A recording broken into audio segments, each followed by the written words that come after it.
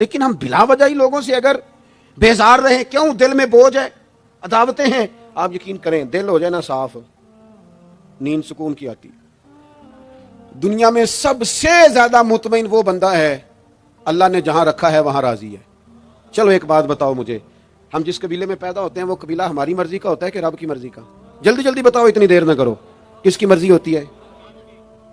تو پھر جو قبیلہ اللہ نے میرے اور آپ کے لیے پسند کیا، ہم کیوں نہیں پسند کرتے؟ جو دادا نانا چچا ماموں اللہ نے میرے لیے پسند کیا، یہ رشتے اللہ نے بنایا ہے نا. تو ان سے آواز آ رہا ہے، تو ان سے تنگ ہے وجہ. جو اللہ نے تیرے لیے پسند کیا اسے پسند کر. حضرت ابراہیم ابن ادم رحمۃ اللہ علیہ ایک دفعہ مریدوں کے بیچ بیٹھے تھے، تو آپ فرمانے لگے دنیا میں جو کچھ ہو رہا ہے میری مرضی سے ہو رہا ہے. وہ بہت بندے پریشان بھی ہو جاتے ہیں جلدی کے، اتنا بڑا دعویٰ کر دیا ہے. تو آپ ہنس پڑے، فرمانے لگے اگلی بات بھی سن لو پھر کوئی تبصرہ کرنا. فرمانے لگے جو کچھ ہو رہا ہے میری مرضی سے ہو رہا ہے، کیونکہ میری وہی مرضی ہے جو میرے رب کی مرضی ہے. میں نے اپنی مرضی اپنے رب کی مرضی میں فنا کر دی. اب میری مرضی کوئی نہیں، سانو قید سجن دا گہنا ہے، وہ جنج رکھے ایسا اونج رہنا ہے.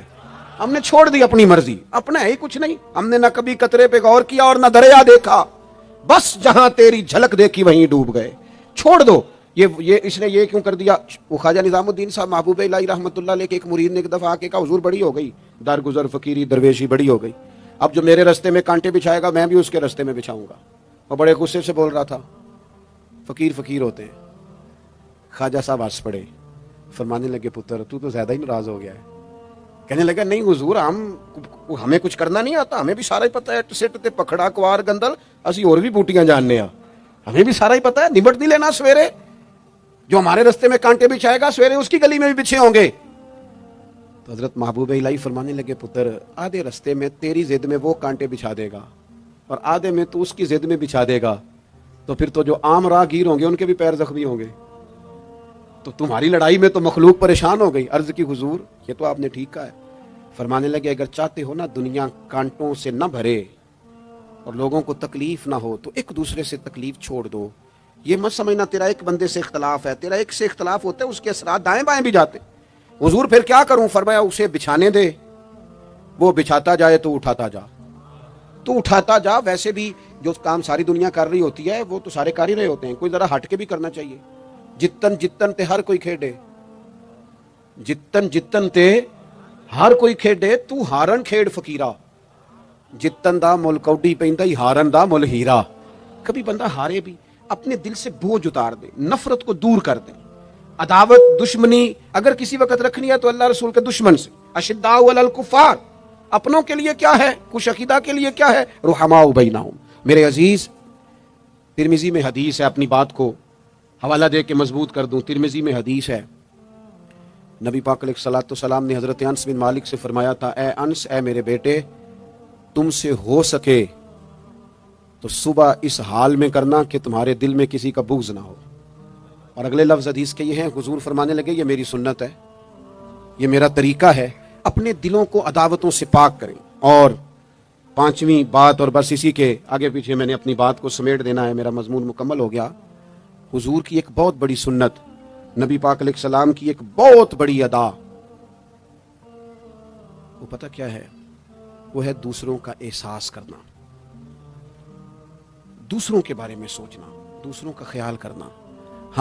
میں ابھی آ رہا تھا تو میری گاڑی کے ساتھ کچھ دوستوں نے دوڑنا شروع کر دیا. میں جو ہوں مجھے اس کا پتہ ہے، میں ہمیشہ دوستوں سے کہتا رہتا ہوں آپ بزرگوں کے ہاتھ چومیں، اللہ والوں کی اچھی بات ہے، آپ کو فائدہ ہوگا. میرے جیسے گناہ گار کے ہاتھ چوم کے آپ کو کیا ملے گا؟ کوئی نتیجہ نہیں نکلے گا. ہاں آپ کوئی میری بات مان لیں اور اس پر عمل شروع کر دیں تو رب کریم کی رحمت صبح قیامت ممکن ہے یہ کہہ دے یہ تیری وجہ سے اس نے شروع کیا تھا، جا تیرے گناہ بھی معاف کیے.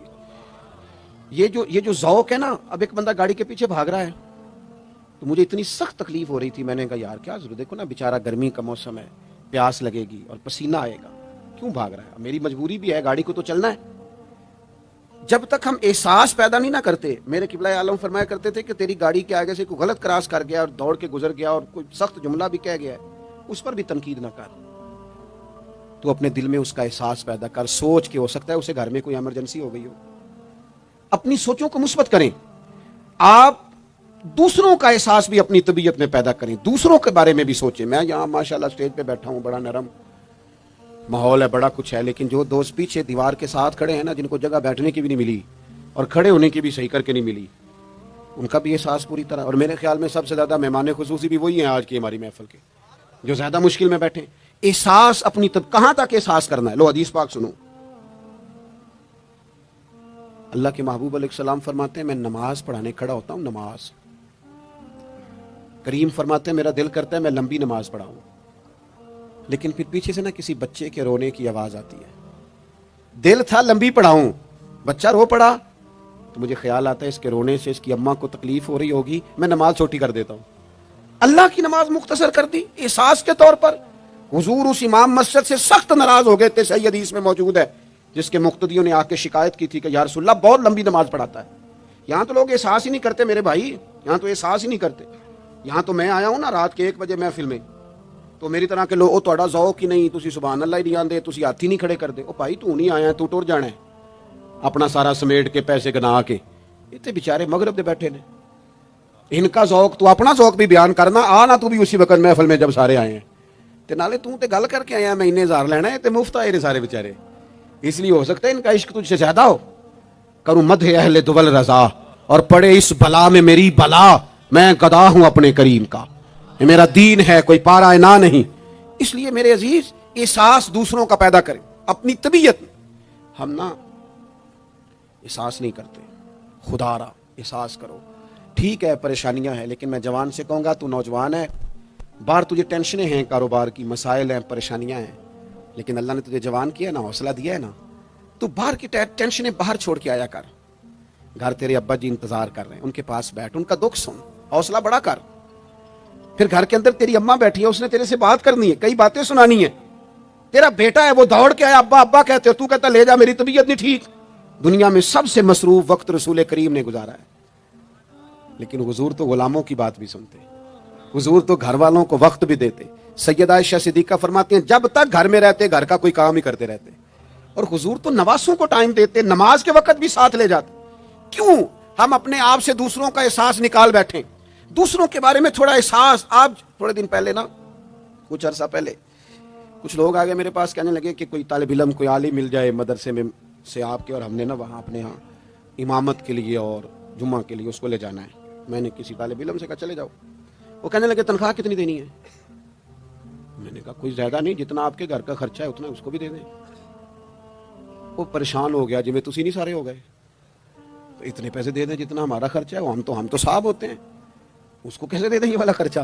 तो कहने लगे नहीं जी वो तो ठीक है, तुसी कोई 10 छड़ो। और मैंने कहा मैं आपको वो बता रहा हूँ जो हज़रत सिद्दीक़ अकबर ने बताया है। आपकी तनख्वाह कितनी लगाएं? कहा दरमियाने मुहाजिर का जितना खर्चा है ना उतना मेरा भी लगा दो। हुजूर गुजारा ना हुआ, फरमाया मैं लोगों की तनख्वाहें बढ़ा दूंगा, जहां सबका गुजारा होगा अबू बकर का भी हो जाएगा। ये क्या बात हुई कि तू तेरा गुजारा नहीं होता तो मजदूर का कैसे होता है, गरीब आदमी का? एहसास जब तक तुझे दूसरों का पैदा नहीं होता, तू हुजूर के उसवा हसना तक नहीं पहुंच सकता। तूने नबी पाक का तरीका नहीं अपनाया। ये पता है हुजूर जो गारों में रोते थे और सारा दिन तबलीग करते थे और ताइफ तशरीफ ले जाते थे और अक्कास की मंडियों में जाते थे, ये एहसास था, ये दर्द था जो मेरे महबूब को ले जाता था। एहसास था, हुजूर चाहते थे रब का कोई बंदा दोजख में ना जाए। अल्लाह के महबूब रात को रोते, दिन को तबलीग करते, गली गली जाते, लोगों को समझाते। कोई एक बार दीन की बात पूछता, 10 बार भी उससे पूछता तो बताते। क्यों? एहसास है। बात खत्म करने लगा हूं। सैयदा तैयबा ताहिरा उम्मुल मोमिनीन सैयदा आयशा सिद्दीका रदी अल्लाह तआला अन्हा फरमाती, एक दिन हुजूर मुझसे फरमाने लगे, करीम फरमाने लगे आयशा एक बात बताऊं तुम्हें? या रसूल अल्लाह फरमाइए। तो करीम फरमाने लगे आयशा जब तुम मुझसे राजी होती हो फिर भी मुझे पता चल जाता है, और जब तुम्हारे दिल में कोई बात होती है पता मुझे फिर भी चल जाता है। कहते मैंने जल्दी से अर्ज की हुजूर मैं और आपसे नाराज, तो फरमाया बताऊं फिर? हुजूर बताइए। फरमाया आयशा कभी कभी कसम उठाती हो? या रसूलल्लाह उठाती हूँ। फरमाया जब होती हो ना मुझसे राजी तो कहती हो मुझे मोहम्मद मुस्तफ़ा के रब की कसम, और जब तुम्हारे दिल में कोई बात होती है तो फिर कहती हो हजरत इब्राहीम खलील के रब की कसम। फिर हजरत जनाब आयशा सिद्दीका कहती है मैं तुम्हें बता नहीं सकती लोगों मेरे दिल का आलम क्या था ये बात सुन के। या रसूल अल्लाह आप लफ्जों से एहसास का पता कर लेते हैं कोई सोच क्या रहा है। यहां तो घर वाले पूरा एहतजाज करें। एहतजाज में एक दफा कहीं खाने के लिए गया था तो मैंने कह दिया खाना बड़ा अच्छा पका है। ایک آدھ اور بزرگ سے بھی میں نے وہ بات سنی تھی، پھر وہ پریکٹیکلی میرے ساتھ ہوں، میں کھانا بڑا اچھا ہے، تھوڑی دیر کے بعد نا گھر کے اندر سے رونے کی آواز آنے لگی۔ تو مناسب تو نہیں ہوتا کسی کے گھر کے مسئلے میں ایسی بات پوچھنا، لیکن وہ جب ماحول زیادہ ہی بڑا تو میں نے میزبان سے کہا کہ خیر تو ہے، گھر میں سب ٹھیک ہے؟ تو کہنے لگے آپ کی وجہ سے رو رہے ہیں۔ میں نے کہا کہنے لگے آپ نے بڑی تعریف کی ہے نا، کھانا بڑا اچھا پکا ہے۔ تو میری بیوی ہے تو عزیزوں میں سے، پر وہ گھر غریب ہے۔ اس نے کہا 14-15 سال ہو گئے اس گھر میں کھانا پکاتے، آج تک نہیں کسی نے کہا اچھا پکا ہے۔ میں غریب کی بیٹی ہوں، آج وہ تعریف سنی ہے تو دل کسی اور طرف ہی چلا گیا ہے۔ اتنا بھی احساس نہیں جو صبح سے گرمی میں کھڑے۔ آپ کو پتا ہے نبی پاک نے کبھی کھانے میں نقص نہیں نکالا تھا۔ سیدہ عائشہ کہتی ہیں پسند ہوتا تو کھا لیتے ورنہ چھوڑ دیتے، کبھی عیب تو ہنڈیا پھینک دیتا ہے، آنا گرمی میں تو بھی کھڑا ہونا، جہاں اماں کھڑی ہے، بیوی کھڑی ہے، بہنیں کھڑی ہیں، کھڑا ہونا 10 منٹ تو بھی۔ احساس ہی نہیں، صرف اپنا ہی پتا ہے۔ سیدہ عائشہ صدیقہ یہ حضور کا اسوہ حسنہ ہے، یہ طریقے اپناؤ زندگی میں، 4 5 8 چیزوں کو فقط سنت نہ سمجھو، یہ وسعت ہے حضور کے اسوہ نور میں۔ سیدہ عائشہ کہنے لگی، کریم فرمانے لگے تم قسم اٹھاتے حضرت ابراہیم کا نام لیتی ہو تو میں سمجھ جاتا ہوں۔ جناب عائشہ کہتی ہیں بس دل مچل گیا، کیفیت اور کی اور ہو گئی۔ میں نے کہا حضور پھر مجھے قسم ہو محمد عربی کے رب کی، میرے لبوں سے آپ کا نام ہی جاتا ہے، میرے دل میں آپ ہر وقت موجود رہتے ہیں۔ میرے عزیز کچھ باتیں آپ سے میں نے عرض کی، میں اپنی گفتگو کو بھی دیکھتا ہے جو بڑے مالدار ہوتے ہیں، اور ایسے لوگوں کو بھی دیکھتا ہے جو بیچارے ایک وقت کھاتے ہیں اور دوسرے وقت کے لیے پریشان رہتے ہیں۔ اپنی زندگی میں وہ صحت مند، توانا، خوبرو لوگوں کو بھی دیکھتا ہے، اور بیمار اور کمزور، ضعیف اور ناتواں لوگوں کو بھی دیکھتا ہے۔ اس کے ارد گرد ایسے لوگ بھی ہوتے ہیں جو بڑی خوش و خرم زندگی گزار رہے ہوتے ہیں، اور ایسے لوگ بھی ہوتے ہیں جو کسی وجہ سے پریشان، تکلیف میں گھٹے گھٹے سے ہوتے ہیں۔ انسان اپنے ماحول سے بھی سیکھتا ہے، معاشرے سے بھی سیکھتا ہے، اور پھر جب وہ لوگوں کے قریب جاتا ہے اور اپنے گھر سے اٹھ کر وہ لوگوں سے ملاقات کرتا ہے تو مختلف قسم کے مشورے، مختلف قسم کی آراء اور مختلف قسم کے مشیر اسے ملنا شروع ہو جاتے ہیں۔ ان ساری چیزوں کے ماحول میں انسان کی سوچیں پنپتی ہیں اور اسے بالیدگی کا موقع ملتا ہے، وہ باشعور ہونے لگتا ہے۔ پھر وہ کسی ایک جگہ ٹھہر جاتا ہے، بعض اوقات کسی مالدار کی طرف دیکھ کر پوری طرح رک جاتا ہے اور سوچتا ہے کہ نہیں میں پیسہ ہی کماؤں گا تو پھر ہی ٹھیک ہے۔ بعض اوقات کسی مشہور آدمی کو خوش قسمت سمجھ لیتا ہے اور پھر وہ کوشش کرتا ہے کہ جتنے بھی جتن کیے جائیں کسی بھی طریقے سے شہرت حاصل کی جائے۔ وہ اس طرح کر کے ہماری ملت کے جوان بھی، ہمارے لوگ بھی، پھر میں نے ایسے لوگوں کو بھی دیکھا ہے جو اگرچہ بہت بڑے کسی ادارے سے پڑے ہوئے تھے اور مالدار تھے اور وزادار تھے، اور انہوں نے یہ دیکھا کہ پاکستان میں آ کر یہاں پہنچ کر مجھے خدمت کا کام کرنا چاہیے، آئے، اچھی نیتوں کے ساتھ آئے ہوں گے، کوئی ان کے پیچھے نیک مقاصد ہی ہوں گے، لیکن جب انہوں نے پاکستانی سیاست کا ماحول دیکھا نا تو پھر نہ ڈگریاں نہ تعلیم کچھ بھی نہیں، وہ جس طرح کا ماحول تھا اسی طرح کے بن گئے، روایتی ہو گئے۔ کسی نہ کسی کے پیچھے یوں ہی لوگ لگ جاتے ہیں اور طرز زندگی اختیار کرتے ہیں۔ ہمیں لگنا ہوتا ہے کسی نہ کسی کے پیچھے، ہم پیروی کرتے ہیں لوگوں کی، لوگوں کو دیکھتے ہیں، اس حساب سے ہم اپنے آپ کو مرتب کرتے ہیں۔ پھر میرے بھائیوں ایک مسئلہ اور بھی ہوتا ہے، انسانوں میں صرف خوبیاں نہیں ہوتی، عام انسانوں میں بشری کمزوریاں بھی ہوتی ہیں۔ ہم بعض اوقات کسی کے پیچھے چلتے ہیں تو تعریفوں کے پل باندھتے ہیں، محبتوں اور عقیدتوں کا لمبا چوڑا اظہار کرتے ہیں، پھر تھوڑا سا ٹائم گزرتا ہے اور تھوڑا سا قرب ملتا ہے تو پھر ہمیں اس بندے میں خامیاں نظر آنی شروع ہو جاتی ہیں۔ کورے ورک کتاب نہیں ہوندے، پتھر دل گلاب نہیں ہوندے، سجنا پہلو ہی سوچ کے لائیں پھر یاراں نال حساب نہیں ہوندے۔ سوچتے نہیں، سمجھتے نہیں، غور نہیں کرتے، جذباتی فیصلے کرتے ہیں، ماحول جذباتی ہے۔ یا آپ دیکھیں نا، میں کسی جگہ پہ پہنچتا ہوں تو رکنا، بیٹھنا، چلنا پھرنا دوست مشکل کر دیتے ہیں، 1 منٹ کے لیے کہیں کیمرہ بند نہیں ہوتا۔ آپ بڑے تھکے ہوئے بھی ہوں تو آپ صحیح کر کے کہیں بیٹھ نہیں سکتے کیونکہ آپ کے چاروں جانب تو کیمرہ چل رہا ہے، کیسے بیٹھے؟ نبی کی زندگی بہترین نمونہ ہے، ایک کامل اسوہ حسنہ تمہیں دیتے ہیں، کامل، مکمل۔ نبی پاک علیہ الصلوۃ والسلام کا جو وجود اطہر ہے نا، ایسا وجود اس کے اندر اللہ تعالیٰ نے ظاہری اور باطنی، یہ میں دیکھیں میں کسی جوش سے نہیں بول رہا، میں بڑی ہوش سے بات کر رہا ہوں، آپ سے بھی گزارش کرتا ہوں ہوش سے سننا۔ یہ بات میں درجنوں اور بیسیوں کتب کا نچوڑ آپ کے سامنے رکھ رہا ہوں، اللہ تعالیٰ نے نبی پاک علیہ الصلوۃ والسلام کے اندر ظاہری باطنی ساری خوبیاں بھر کے اپنے محبوب کو دنیا میں مبعوث فرمایا ہے. نہیں کھلا دیے، وہ جس راہ چل دیے ہیں کوچے بسا دیے. بعض لوگ ناراض نہ ہونا مجھ سے، بعض لوگ ہنستے ہیں، سونا نہیں ہنستے، ہنستے ہیں پر سونا. سیدہ طیبہ طاہرہ حضرت عائشہ صدیقہ فرماتی ہیں حضور مسکراتے تھے لیکن اس مسکرانے میں بھی عجیب وزاداری تھی. ہنستے تھے کھل کھلا کے نہیں ہنستے تھے، اس میں کہہ کہا نہیں لگتا تھا، آوازیں نہیں پیدا ہوتی، یعنی سونا ہنس بھی جاتے تھے لیکن اس کے اندر بھی عجیب لطافت تھی. وہ کیسا ہنسنا تھا؟ صحابہ فرماتے ہیں حضور ہنستے، مقدس دانتوں میں سوراخ تھا، زیر لب مسکراتے، اور وہ جو حضور کے مقدس دانتوں میں مقدس سوراخ تھا نا، جب حضور ہنستے اس سے نور نکلتا اور مسجد نبی کی دیواریں بھی روشن ہو جاتی. یعنی ایسا نہیں ہنسنا جس طرح کو میری طرح کا آدمی ہنستا ہے تو لوٹ پوٹ ہو جاتا ہے اور اس ہنسنے کے اندر کئی دفعہ وفاداری قائم نہیں رہتی، کئی دفعہ اس کے اندر وہ وقار قائم نہیں رہتا. حضور ہنستے تو تبسم کرتے، یعنی ہنس بھی رہے ہیں تو ہنسنا بھی بڑا ہی باکمال ہے. اور میرے اعلیٰ حضرت تو کہتے ہیں بس وہ ہنس پڑتے تھے، پھر جو عمر بھر کے رو رہے ہوتے تھے نا وہ حضور کا ہنسنا دیکھ کے ہنس پڑتے تھے.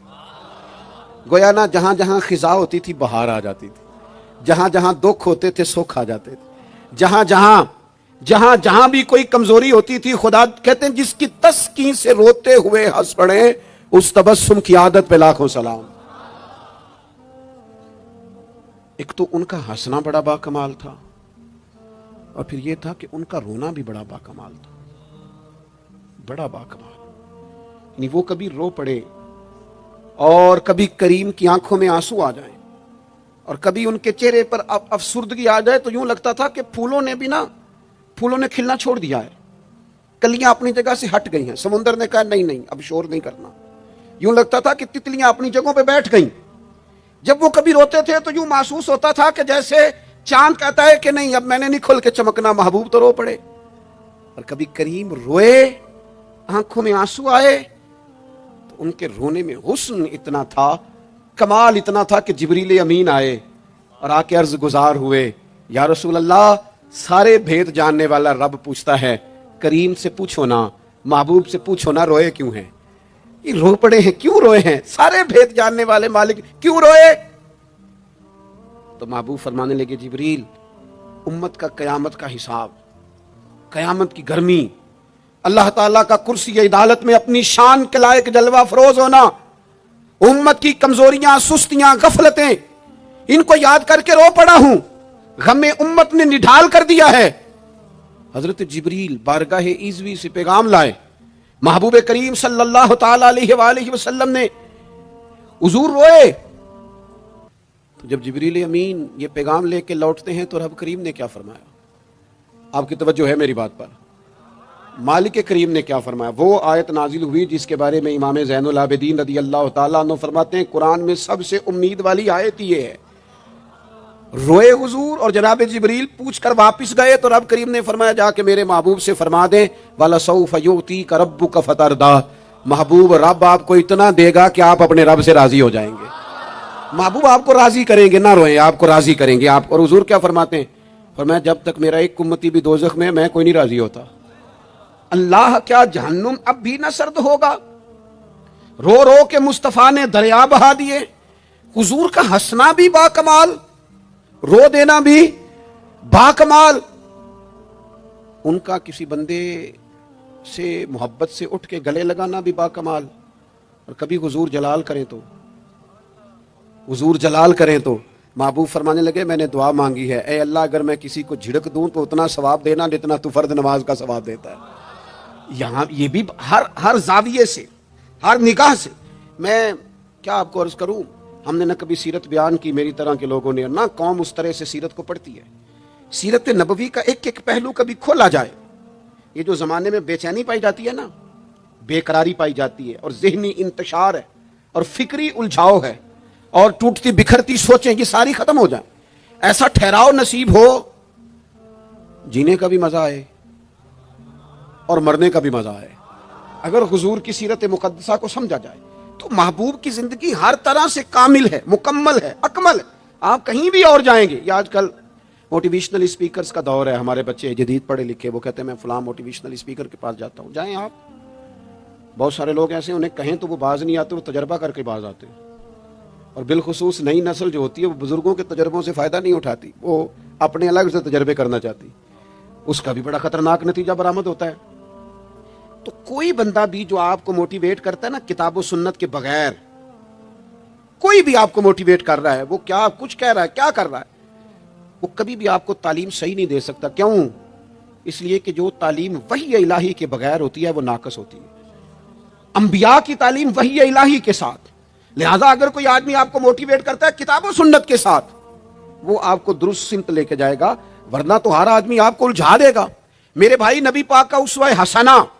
ہمارے ہاں لوگوں نے سنت شریعت سمجھ کس کو لیا ہے؟ ہمارے ہاں لوگوں نے سنت شریعت سمجھا ہے صرف پگڑی باندھ لی. بہت عظیم سنت ہے امامہ باندھنا. بعض لوگوں کا خیال ہے صرف داڑھی رکھنا. داڑھی بہت عظیم سنت، بہت عظیم سنت، انبیاء کرام کی پسند ہے. اور آپ کو پتہ ہے اللہ تعالیٰ نے عورتوں کو داڑھی دی ہی نہیں، یہ مرد کا زیور ہے. ہاں یہ مردانہ کام ہے، داڑھی مرد کا زیور. اور پھر یہ آپ کے جسم کا حصہ ہے. داڑھی کا وزن کوئی نہیں ہوتا. پوچھ لیں جنہوں نے بڑی رکھی ہے، بے شک ان سے بھی پوچھ لیں. یہ وجود کا حصہ ہے، اس کا کوئی وزن، کوئی پریشانی. اور ایک اور بات نوجوانوں آپ سے کہہ دوں چلتے چلتے، بغیر داڑھی کے آپ سونے لگ رہے ہو تو لوگ کہیں گے پیارے لگ رہے ہو، اچھے لگ رہے ہو، خوبصورت لگ رہے ہو. اور داڑھی کے ساتھ اگر کسی کو پیارے لگو نا تو جو تعریف کرے گا وہ تو تعریف ہی بڑی روحانی قسم کی ہے، وجدانی. یعنی آپ داڑھی کے ساتھ اچھے لگیں تو لوگ کہتے ہیں کتنا نورانی چہرہ ہے. اب دیکھو اس تعریف کے پیچھے جو جملوں کی ترتیب ہے اس میں حسن کتنا. داڑھی، امامہ، سفید لباس، اور پھر یہ کہ مسواک کرنا بڑی اعلیٰ سنت ہے، میٹھا کھانا بڑی اعلیٰ سنت ہے. لیکن یہی 4-5 سنتیں نہیں میرے بھائی حضور کی. یہ بہت بڑا مسئلہ ہے. بعض لوگ سمجھ فلاں جی سنت شریعت پہ عمل کرتا ہے، کیا کرتا ہے کہ داڑھی پگڑی والا ہے. وہ خدا کے بندے یہ عظیم سنت ہے، کون اس کا انکار کر رہا ہے؟ لیکن نبی پاک کا تو اسوہ حسنہ ہے، اس کے پیچھے تو پوری زندگی ہے. ادھر دیکھو میرے. اچھا پھر ایک اور بات، بعض لوگ سمجھتے ہیں میٹھا بولنا صرف سنت ہے اور اخلاق کی علامت ہے، صرف میٹھا بولنا. آپ نے ناراض نہیں ہونا، میٹھا تو بعض بندے اپنے مطلب کے لیے بھی بولتے ہیں. وہ کام نکلوانے کے لیے بڑا میٹھا میٹھا بول رہے ہوتے ہیں. اور یہ سنو میرے بھائی، صرف میٹھا بولنا ہی سنت نہیں، ہمیشہ سچ بولنا سنت ہے. ہمیشہ صحیح بات کرنا، دیانتدار رہنا. تو سمجھتا ہے 4 5 6 8 چیزیں ہی سنت ہیں؟ او خدا کے بندے، نبی پاک کی جو ادا سب سے پہلے دنیا کے سامنے آئی، اور حضور کی جس ادا سے، سنت سے لوگوں کو سب سے پہلے واقفیت ہوئی. شور نہیں پڑ جاتا کسی چیز کا دنیا میں، معاشرے میں فلاں بندہ یہ کرتا ہے، فلاں ایک بندے کا ایک چیز تعارف بن جاتی ہے. تعارف، کوئی چیز لوگوں کے وجود کے ساتھ، نام کے ساتھ سابقہ لاحقہ بن جاتی ہے. جو چیز سب سے پہلے جس سے لوگوں نے میرے نبی پاک کا تعارف کیا اور لیا، ادھر دیکھو نوجوانوں میری طرف، جس چیز سے سب سے پہلے حضور کی جس ادا سے لوگ واقف ہوئے تھے وہ تو صادق اور امین ہونا ہے. سب سے پہلے لوگ واقف ہوئے تھے کہ ہمیشہ سچ بولتے ہیں، ہمیشہ سچ. ملت کا جوان تو لوگوں کو ہنسانے کے لیے جھوٹ بولتا ہے، کوئی فائدہ نہیں، کوئی فائدہ نہیں. جھوٹ بولنے کے لیے ڈنگے مارتے ہیں، بڑھ کے مارتے ہیں، میں یہ ہوتا ہوں، میں وہ ہوتا ہوں. جھوٹ بولتے ہو، کیوں زیادتیاں کرتے ہو اپنے ساتھ؟ نبی پاک علیہ السلام کی تو پہلی ادا، پہلی سنت جس سے لوگ واقف ہوئے وہ صادق اور امین ہونا ہے. اور لوگ کمزوری دکھاتے ہیں. میں آپ سے عرض کروں، آج پتہ ہے میرے ملک کا حال کیا ہے؟ آج اتنے درد میں ہیں لوگ، اتنی تکلیف میں ہیں. امیر لوگ تو پیٹرول پہ بحث کرتے ہیں. پیٹرول پہ زیادہ تر وہ لوگ بحث کرتے ہیں جن کی گاڑیاں بڑی ہوتی ہیں. غریب پیٹرول پہ بحث نہیں کرتا. وہ تو کہتا ہے کرایہ 10 روپے بڑھ گیا بس کا، کیونکہ اس کو تو بس میں آنا جانا ہے، پیٹرول سے تو اس کا لینا دینا نہیں ہے. تو امیروں کی باتیں، تگڑے لوگوں کی باتیں. یہ سارا عالم، اس ملک کا سب سے بڑا مسئلہ نہ قانون کا ہے، نہ معیشت معاشرت کا ہے. اس ملک کا سب سے بڑا مسئلہ دیانتداری کا ہے. یہاں اگر دیانتداری ہو جائے، سچ بولنے والا، بات کرنے والا سچ بولے.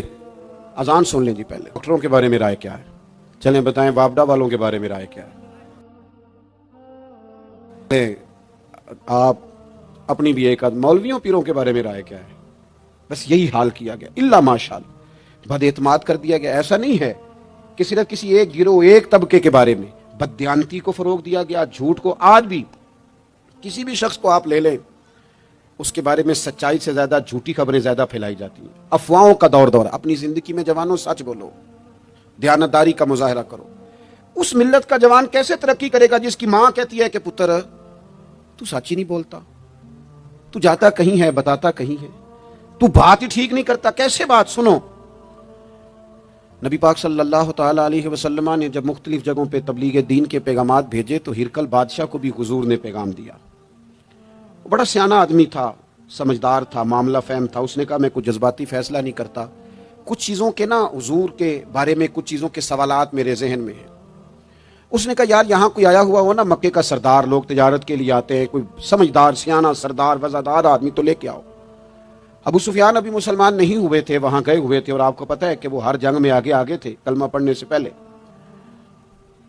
ان کو بلا کے نا لوگوں کو پتہ چلا یہ آئے ہوئے ہیں تو لے جا کے بادشاہ کے سامنے کھڑا کر دیا. ابو سفیان کہتے ہیں جب اس نے سوال جواب شروع کیے نا تو ظاہر ہے میں مخالف گروہ میں تھا. جب کوئی مخالف گروہ میں ہوتا ہے اس نے تعریف تو نہیں نہ کرنی ہوتی. وہ صرف ہمارے ملک میں رواج ہے کہ لوگ جو پارٹی چھوڑ کے آ رہے ہوتے ہیں اس کی بھی تعریفیں کر رہے ہوتے ہیں, اور جدھر جا رہے ہوتے ہیں پھر اس کی بھی. اللہ جانے کیسے اپنے دل کو سمجھاتے ہیں, ضمیر کو مطمئن کرتے ہیں, اللہ ماشاءاللہ. ابو سفیان کہتے ہیں میں چونکہ دوسرے گروہ میں تھا تو بادشاہ نے جو بات بھی پوچھی نا میں نے رائے مخالف دی. جو بھی پوچھا کہ وہ محبوب علیہ السلام جو دعوی نبوت کرتے ہیں, ان کا کلمہ پڑھنے والے امیر ہیں, غریب ہیں, بات کیا ہے, جنگیں ہوئی ہیں تو نتیجہ ایک طویل گفتگو ہے. ابو سفیان کہتے ہیں آخر میں بادشاہ نے ایک سوال پوچھا, یہ جوان زیادہ غور کریں گے. سوال پوچھا. ابو سفیان کہتے ہیں مجھ سے کہنے لگا وہ جس کریم محبوب علیہ السلام نے دعوی نبوت کیا ہے کیا کبھی انہوں نے جھوٹ بھی بولا ہے؟ ابو سفیان کہتے ہیں میں چپ کر گیا. ایک منٹ کے لیے میرے دل میں خیال آیا معاذ اللہ کہہ دوں بولا ہے.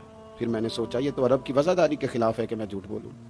اور پھر ابو سفیان کہتے ہیں میرے دل کے کونے سے آواز آئی میں کوئی اور بات کروں گا تو شاید کوئی تھوڑی دیر کے لیے سوچے, اور اللہ کے رسول نے جھوٹ بولا یہ تو مانے گا ہی کوئی نہیں, یہ تو مخالف نہیں مانیں گے, کافر مشرک نہیں مانیں. بادشاہ کہنے لگا سوچتے کیا ہو, بتاؤ کیا کبھی انہوں نے جھوٹ بولا ہے؟ تو ابو سفیان کہتے میرے ہاتھ میں چھڑی تھی, میں نے اٹھا کے دوبارہ زمین پہ رکھی. میں نے کہا بادشاہ وہ رشتے میں میرے بھتیجے لگتے ہیں, میری ان سے مخالفت ہے, میں ان کے مقابل فوجیں تک لے کے آتا ہوں, وہ ہمارے بتوں کو برا کہتے ہیں, رائے کا اختلاف اپنی جگہ پر, لیکن وہ میرے سامنے پیدا ہوئے میرے بھتیجے ہیں. میں نے انہیں ماں کی گود میں بھی دیکھا ہے, دادا کے کندھوں پہ بھی دیکھا ہے, سیدہ خدیجہ کا دولہا بنے بھی دیکھا ہے, میں نے ان کی گود میں ان کی بیٹیوں کو کھیلتے بھی دیکھا ہے. اختلاف اور مخالفت اپنی جگہ پر وہ کریم میرے سامنے پیدا ہوئے اور ان کے مقدس بال میری آنکھوں کے سامنے سفید ہوئے. ان کی زبان سے جو بھی نکلتا ہے حق اور سچ ہی نکلتا ہے. وہ اسیر دشمن کی چاہ میں بھی, مخالفوں کی نگاہ میں بھی وہ امی ہے, صادق ہے, معتبر ہے, میرا پیغمبر عظیم تر ہے. کبھی زبان سے جھوٹ نہیں نکلا. اللہ آپ کو جزا دے. سنیں جی کچھ خطیب بغیر نعروں کے بھی تقریر کر لیتے ہیں یار, اونچی سبحان اللہ کے بغیر بھی کام چل جائے گا انشاءاللہ. آپ خالی سنتے جائیں نہ بھی سبحان اللہ کہیں پھر بھی گزارا, اثر کرے نہ کرے سن تو لے میری فریاد, اور نہیں ہے داد کا طالب یہ بندہ آزاد. میرے عزیز نبی پاک علیہ الصلوۃ والسلام نے سچ بولا. ابو سفیان کہتے ہیں ان کی زبان سے سوائے حق سچ کے کبھی کچھ نکلا. کریں نا تھوڑی پابندی ہم بھی سچ کی, کریں نا. اچھا ہم بولتے ہیں سچ, بہت سارے لوگ سچ بولتے ہیں, لیکن وہ دوسروں کے بارے میں بولتے ہیں, اپنے بارے میں نہیں بولتے. اس نے اتنا جھوٹ بولا, اس نے اتنی کرپشن کی, فلانے نے یہ کرے, دوسروں کے بارے میں بول رہا ہے. اپنے بارے میں سچ بول, اپنے بارے میں تو بتا تو نے کیا کیا ہے, نا ادھر ادھر کی تو بات کر, بتا کہ قافلہ کیوں لٹا. مجھے راہزنوں سے غرض نہیں, تیری راہبری کا سوال ہے, تو کہاں تھا, اپنی بات بتا. ابو سفیان کہتے ہیں جب میں نے بادشاہ کو یہ بات بتائی نا, اس نے چادر کندھے پہ رکھی اور وہ جانے لگا. تو میں نے کہا یار تو نے اتنی باتیں پوچھی, میں نے اتنے جواب دیے, کوئی نتیجہ, بات کا کوئی رزلٹ بھی نکلتا ہے نا, کوئی اینڈ بھی ہوتا ہے, کوئی نتیجہ بتا. تو کہتے ہیں بڑے تحمل سے, بردباری سے بادشاہ ہنس پڑا. ہنس کے کہنے لگا نتیجہ تو نکلا ہے. کہا کیا نتیجہ نکلا؟ تو کہنے لگا یار جس بندے نے کبھی بندوں سے جھوٹ نہیں بولا وہ یہ والا جھوٹ کیوں بولے گا کہ میں اللہ کا رسول بن کے آیا ہوں. جو بولتے ہی سچ ہیں تو پھر گویا وہ کہہ رہا تھا مان لو کہ یہ بھی وہ سچ ہی بولتے ہیں کہ میں اللہ کا رسول بن کے آیا. ایک تو حضور کی اس اہم ادا کو اپناؤ. آپ کو پتہ ہے کسی باپ نے کسی مجبوری سے کبھی کہا ہوگا اپنے بیٹے کو, چلے 2 منٹ کے لیے مان لیتے ہیں کوئی مجبوری ہوگی, اس نے چلے فرض کیا کسی مجبوری کے تحت اس نے کہا تھا اپنے بیٹے کو کہ باہر جو بندہ آیا اسے کہہ دو کہ میں گھر میں نہیں. چلے مان لیا 2 منٹ کے لیے تیری مجبوری تھی، لیکن میں ذمہ داری سے کہتا ہوں، تو نے ایک دفعہ اپنے پتر سے کہا تھا نا جھوٹ بول دے میں گھر نہیں، پھر تو ساری زندگی منت کرے گا وہ تیرے ساتھ بھی سچ نہیں بولے۔ اتنی بڑی بیماری ہے، یہ گھر توڑتی ہے، گھر، یہ قبیلے توڑتی ہے، رشتوں کو کمزور۔ کیوں جھوٹ بولتے ہو رشتہ کرتے وقت کہ بچہ یہ کماتا ہے یہ کماتا ہے؟ کیوں جھوٹ بولتے ہو؟ صاف ستھری 2 ٹوک بات کرو۔ اتنا بڑا رشتہ میاں بیوی کا جو اللہ کی نشانیوں میں سے نشانیاں جھوٹ پر قائم کرتے ہو۔ بیٹی کے والدین بھی اللہ ماشاءاللہ جھوٹ بولتے ہیں، یہ دے دیں گے یہ دے دیں گے، بعد میں کہتے ہیں لڑکے والے لالچ کرتے ہیں۔ آپ نے پہلے لالچ خود پیدا کیا، کیوں کہانیاں سنائی؟ اتنا اہم رشتہ جس کی بنیاد پر سارا گھر چلنا تھا، وہ رشتہ ہی بد اعتمادی پر قائم ہے۔ جب ایک دوسرے پر اعتماد ہی نہیں ہے تو سکون کیسے آئے گا؟ اپنی زندگی میں سچ لاؤ، دولت لانے سے زیادہ ضروری سچ لانا ہے۔ گھر میں مہنگی چیزیں لانے سے بہتر ہے اپنے گھر میں سچ لے آؤ، دیانتداری لے آؤ، گھر بھی بچ جائے گا، قبیلہ بھی بچ جائے گا۔ ذمہ داری سے کہتا ہوں، سچ بولو، دیانتدار ہو جاؤ، ملک بھی بچ جائے گا۔ اس امت کا بھلائی اس کام میں ہے، یہ حضور کا اسوہ حسنہ ہے۔ اور تیسری بات، نبی پاک کی سنت صرف مسواک لے کے دان صاف کرنا ہی نہیں، دل صاف رکھنا بھی میرے نبی کی سنت ہے۔ دل صاف رکھنا بھی حضور کا طریقہ۔ دل بڑے بوجھ ہوتے ہیں ہمارے دلوں پر، مفت کی ناراضگی، کوئی لینا دینا نہیں۔ وہ جی فلانے بندے نے نا جی اپنی بچی کی شادی کی یا بچے کی شادی کی، رشتہ دار نے مجھے پوچھا نہیں۔ بھئی آپ کو کیوں پوچھتے، آپ کیا ہیں؟ ان کا گھر تھا، آپ بلا وجہ آپ ناراض ہو کے اپنے گھر میں کیوں پوچھتے؟ آپ کو کس کتاب میں لکھا ہے، کس شریعت میں لکھا ہے، کہاں قانون ہے آپ سے پوچھا جائے؟ وہ فلانے بندے نے میرے بارے میں بات کی ہوگی، اور یار تو اتنا اہم نہیں ہے ساری دنیا تیرے خلاف باتیں کرے، تو مفت میں ٹینشن لے گیا ہے۔ وہ جو 2 بندے دور کھڑے ہیں وہ کوئی اور بات کر رہے ہیں، تیری نہیں کر رہے۔ مفت میں اپنے دلوں میں بوجھ، مفت میں بدگمانیاں۔ اور جی فلانا بندہ امیر ہو گیا، کیسے ہو گیا؟ یہ تیری ڈیوٹی ہے، تیری ذمہ داری ہے۔ میرے اعلیٰ حضرت فاضل بریلوی رحمۃ اللہ لکھا ہے، حسد کرنے والا بندے پر اعتراض نہیں کرتا، حسد کرنے والا اللہ تعالیٰ کی تقسیم پر اعتراض کرتا ہے۔ معاذ اللہ ثم معاذ اللہ۔ وہ تو کہہ رہا ہے اسے نہیں ملنا چاہیے تھا، مجھے ملنا چاہیے تھا۔ آپ جب اتنی زیادہ عداوتیں پیدا کر لیتے ہیں، آپ کیوں نہیں اس چیز سے خوش ہوتے جو نظام میرے رب نے بنا دیا ہے؟ اتنی بڑی اللہ کی مخلوق ہے، لیکن ہمیں لوگ اچھے نہیں لگتے۔ جس سے پوچھ لو وہ ناراض ہی ہے، ہر بندہ کسی نہ کسی سے ناراض ہے، شکوے کر رہا ہے۔ وہ چھوڑ دے یار، میں کسی شخص سے بیزار نہیں ہو سکتا، ایک ذرہ بھی تو بیکار نہیں ہو سکتا۔ جسے اللہ نے بنایا ہے وہ بیکار ہے۔ میں بد عقیدہ بد مذہب کی بات نہیں کر رہا، وہ پھر دہراتا ہوں، ایک تو حضور کی زندگی کامل ہے، مکمل ہے، اسے پڑھو۔ جس زاویے سے ہنسنا بھی با کمال ہے، رونا بھی بڑا قیمتی ہے۔ جس زاویے سے پڑھو گے کمال ہی کمال۔ اور پھر حضور کا اسوہ حسنہ پوری زندگی پہ لاگو کرو۔ ایک تو سچ بولیں، بددیانتی کبھی نہ کریں، جھوٹ کبھی نہ بولیں، اور اپنے دلوں سے سارے حسد، بغض، عداوتیں، دل دریا سمندروں ڈونگے، کون دلاں دیاں جانے، 14 طبق میرے دلے دے اندر، میں تمبو وانگوں تانے، دل میں گنجائش پیدا کریں۔ اور آخری بات آپ سے یہ عرض کی ہے، دوسروں کا احساس پیدا کریں، دوسروں کے لیے۔ ہم اس دین کے ماننے والے ہیں جس میں سے آبا زخمی حالت میں میدان میں زخموں سے چور بھی پڑے ہونا تو پھر بھی کہتے ہیں پانی میرے بھائی کو پلا دو۔ پانی اس دین کے ماننے والے، ہمیں نا خود غرض کیا گیا، اپنی اپنی پہ لگا دیا گیا ہے۔ بانٹنا شروع کرو گے نا، بانٹنا، اس میں صفائی بھی ہے، برکت بھی ہے، اور جو بانٹتے ہیں ان کے خزانے خالی نہیں ہوتے، انہیں اللہ تعالیٰ بھی فرماتا ہے۔ پھر ایک دفعہ دعا کرتا ہوں، اللہ تعالیٰ احباب کی کوشش کو اپنی بارگاہ میں قبول فرمائے۔ حضرت قبلہ پیر صاحب دامت برکاتہم العالیہ آستانہ عالیہ سال کعبہ شریف سے آپ تشریف لائے، آپ نے صدارت بھی فرمائی اور ہم سب کے لیے دعا بھی فرمائیں گے۔ اللہ تبارک و تعالیٰ اس بزم نور کو قبولیت کا درجہ عطا فرمائے۔ وما علینا الا البلاغ۔